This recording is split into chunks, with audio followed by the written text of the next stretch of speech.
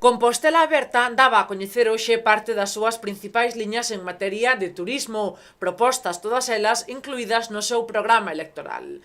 Dende a formación apostan por revitalizar o casco histórico, fomentando o alugueiro de vivendas baleiras para a veciñanza. Tamén apostan por regular os usos comerciais dos locais de venda de souvenirs, evitando así a súa proliferación excesiva.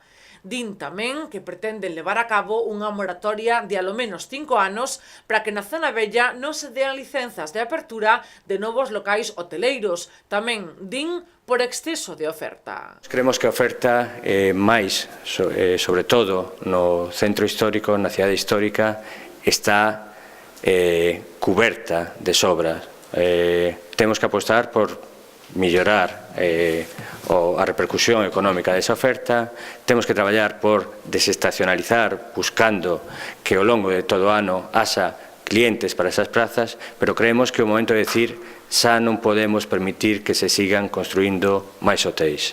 Compostela Aberta tamén pretende fomentar a Praza de Abastos como un lugar de encontro entre comerciantes, veciños e turistas, limitando os locais de restauración para así fomentar o comercio tradicional e de proximidade.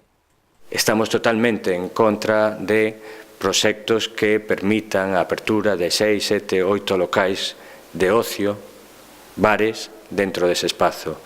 Creemos que importar modelos de outras cidades, como pode ser Madrid, aquí me parece que é unha corteza de miras que non temos que admitir. A Praza de Abastos aquí ten que seguir sendo ese referente de intercambio entre o comercio local e os cidadáns.